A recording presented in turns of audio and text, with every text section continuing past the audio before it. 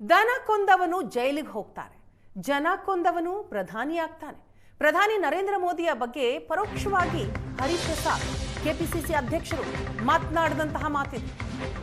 ಪ್ರಧಾನಿ ಮೋದಿ ವಿರುದ್ಧ ವಾಗ್ದಾಳಿ ಮಾಡುವ ಭರದಲ್ಲಿ ವಿವಾದಿತ ಹೇಳಿಕೆಯನ್ನ ಕೊಟ್ಟಿದ್ದಾರೆ.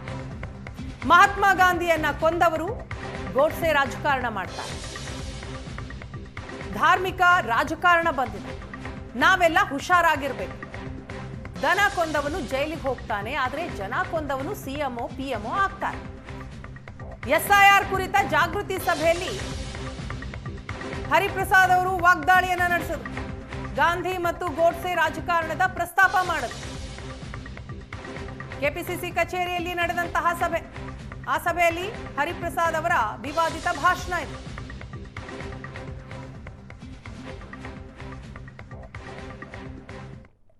ಒಂದು ಕವಲು ದಾರಿಯಲ್ಲಿ ಬಂದು ನಿಂತಿದ್ದೀವಿ. ಮಹಾತ್ಮ ಗಾಂಧಿಯನ್ನು ಕೊಂದಂತ ಗೋಡ್ಸೆ ಅಥವಾ ಗೋಡ್ಸೆ ರಾಜಕಾರಣ ಮಾಡಬೇಕಿಲ್ಲ, ಮಹಾತ್ಮ ಗಾಂಧಿ ಅವರ ರಾಜಕಾರಣವನ್ನು ಮಾಡಬೇಕು. ನಾವೆಲ್ಲರೂ ಸಹ ರಾಜಕಾರಣ ಮಾಡ್ತೀವಿ, ಇಲ್ಲ ಅಂತಲ್ಲ. ರಾಜಕೀಯವಾಗಿ ಮಾಡ್ತಕ್ಕಂಥ ರಾಜಕಾರಣ ಬೇರೆ, ಈಗ ಬಂದಿರ್ತಕ್ಕಂಥದ್ದು ಧಾರ್ಮಿಕವಾಗಿ ರಾಜಕಾರಣ ಮಾಡ್ತಾ ಇರ್ತಂದ್ರ ಬಗ್ಗೆ ಬಹಳ ಹುಷಾರಾಗಿರ್ಬೇಕಾಗತ್ತೆ.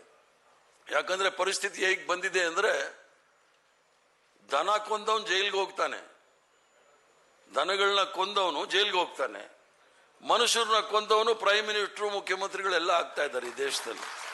ಅದು ಕಾಂಗ್ರೆಸ್ ಅವ್ರು ಯಾರಾದ್ರೂ ನಿಜವಾದ ನೈಜ ಕಾಂಗ್ರೆಸ್ಗರಿದ್ರೆ ಅದಕ್ಕೆ ಅವಕಾಶಗಳು ನಾವು ಕೊಡಬಾರ್ದು. ಒಂದು ಕವಲು ದಾರಿಯಲ್ಲಿ ಬಂದು ನಿಂತಿದ್ದೀವಿ. ಮಹಾತ್ಮ ಗಾಂಧಿಯನ್ನು ಕೊಂದಂತ ಗೋಡ್ಸೆ ಅಥವಾ ಗೋಡ್ಸೆ ರಾಜಕಾರಣ ಮಾಡಬೇಕಿಲ್ಲ, ಮಹಾತ್ಮ ಗಾಂಧಿ ಅವರ ರಾಜಕಾರಣವನ್ನು ಮಾಡಬೇಕು. ನಾವೆಲ್ಲರೂ ಸಹ ರಾಜಕಾರಣ ಮಾಡ್ತೀವಿ, ಇಲ್ಲ ಅಂತಲ್ಲ. ರಾಜಕೀಯವಾಗಿ ಮಾಡ್ತಕ್ಕಂಥ ರಾಜಕಾರಣ ಬೇರೆ, ಈಗ ಬಂದಿರ್ತಕ್ಕಂಥದ್ದು ಧಾರ್ಮಿಕವಾಗಿ ರಾಜಕಾರಣ ಮಾಡ್ತಾ ಇರ್ತಂದ್ರ ಬಗ್ಗೆ ಬಹಳ ಹುಷಾರಾಗಿರ್ಬೇಕಾಗತ್ತೆ. ಯಾಕಂದ್ರೆ ಪರಿಸ್ಥಿತಿ ಹೇಗೆ ಬಂದಿದೆ ಅಂದ್ರೆ, ದನ ಕೊಂದವನು ಜೈಲಿಗೆ ಹೋಗ್ತಾನೆ, ದನಗಳನ್ನ ಕೊಂದವನು ಜೈಲಿಗೆ ಹೋಗ್ತಾನೆ, ಮನುಷ್ಯರನ್ನ ಕೊಂದವನು ಪ್ರೈಮ್ ಮಿನಿಸ್ಟರ್ ಮುಖ್ಯಮಂತ್ರಿಗಳೆಲ್ಲ ಆಗ್ತಾ ಇದ್ದಾರೆ ಈ ದೇಶದಲ್ಲಿ.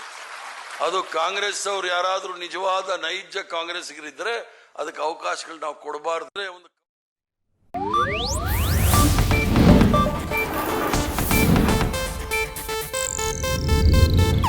ಇದು ಏಷ್ಯಾನೆಟ್ ನ್ಯೂಸ್ ನೆಟ್ವರ್ಕ್ ಪ್ರಸ್ತುತಿ.